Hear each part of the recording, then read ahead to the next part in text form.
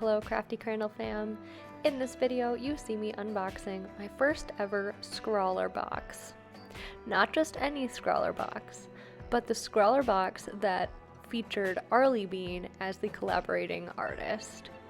Or Arleebean is one of my favorite artists, especially here on YouTube, and I was so excited to purchase this box once she had put it on her channel. I was able to do so kind of as an after the fact type of thing. I don't subscribe to the box, but I wanted this specific one, and you can buy after month boxes on their website about a month or two after they've been released. That's how I got this one. I'll try to leave the link down in the comment or in the description below for you guys so that you can check it out as well. But as you can see, this box came with a lot of art supplies. I was so impressed with all of the supplies, the packaging, and in addition, all of this information that comes with it. It was super helpful to get started with the supplies and kind of gave me a lot of tips and tricks as far as where to start, especially if I'm someone who doesn't know how to use the art supply that was included, which I had never used. Peerless watercolors are something that are completely different for me. They are basically a piece of paper that has pigment, like dried pigment on them, so you can basically take them with you wherever you need to, and they are a very portable method of watercolor. As you can see, the box also came with a pencil, a paintbrush, a kneaded eraser. The paper that it came with is a hot press paper, and then it had a piece of candy, the Scrawlr zine, a print from Arleebean, and then all of the Peerless watercolors, of which there were 12. So this was an amazing value. In my opinion, I felt like I got my money's worth for sure. I was a little bit confused at first because of the texture of the Peerless watercolors. All of the textures were different on each of the sheets, but I assume that that's because they are different types of pigments or something to that effect. It didn't actually affect the use, they all kind of worked the same, but you can see the vast variety of different textures that the sheets themselves had on them. In addition, the shininess is different across the board. The box also came with a sticker, which of course I had to put on my palette because I see that Arleebean does the same thing with her stickers from various artists, so she is my first sticker and I am very excited about it. The first thing that I did with these is I went ahead and swatched them. Now, you will see that I use a ton of water here, and I probably didn't need to use that much because they are super pigmented, so these will be like their most pigmented forms in the swatches, which is great for a swatch, but definitely on the palette, I didn't use quite as much of the pigment. I learned pretty quickly that they are super pigmented. So I went ahead, I did all of my swatches, and there was somewhat of a variety of colors here. It was an interesting mix.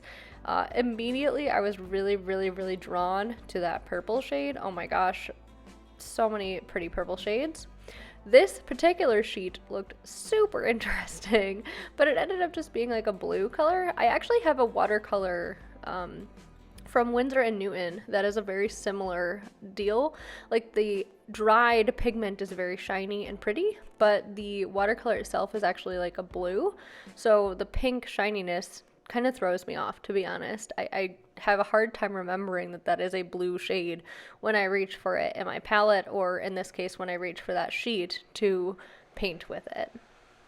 Here you can just see the dried texture of some of the sheets. Once the water dries, you can see that that bit is now pretty obvious so that you don't take from it again.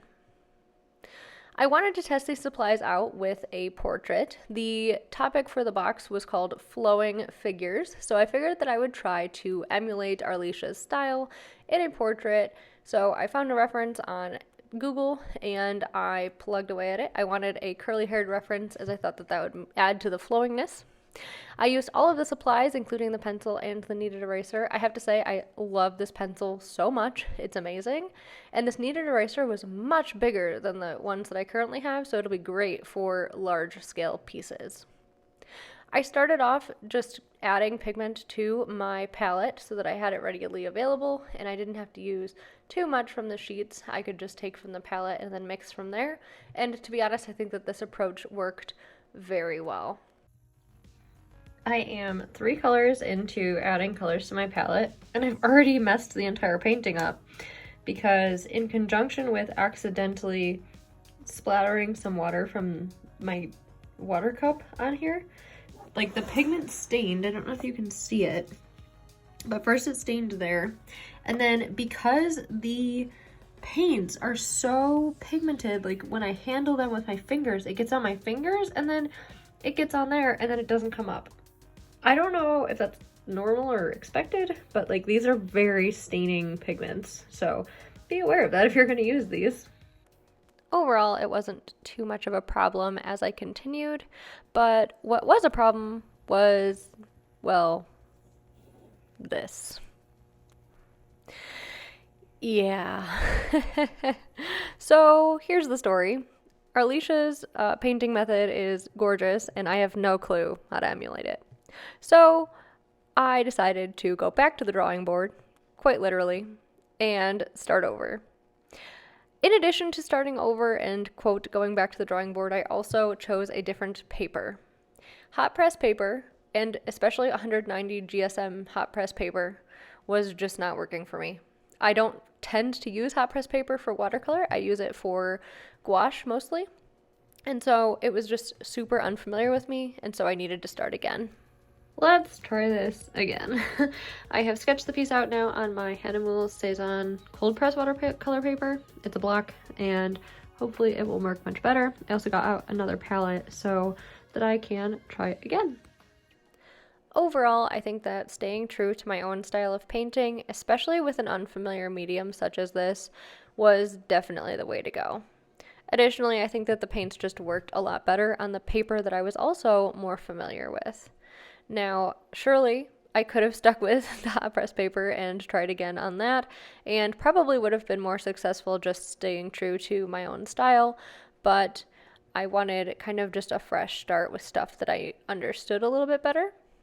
I will say, one thing that I absolutely loved was this brush. This brush has very quickly become like my favorite watercolor brush. It's amazing, and I will definitely want to look into this company to get some more of their brushes. But this particular one had such a fine tip, it was very easy to control, and I am so glad that this box introduced me to this style of brush, as I didn't have any other brush like it. That was amazing, and also I really did like how the Peerless watercolors, like you see the colors there in my palette, I was able to mix all of the colors that I needed very well, even though these aren't necessarily colors that I would generally gravitate toward or think to use together. I think that they mixed beautifully. I was really impressed with them, and I was able to achieve the skin tone that I really wanted, which was fantastic and is generally something that, while I struggle with it, I try to try to improve on more frequently than necessarily other topics, such as hair.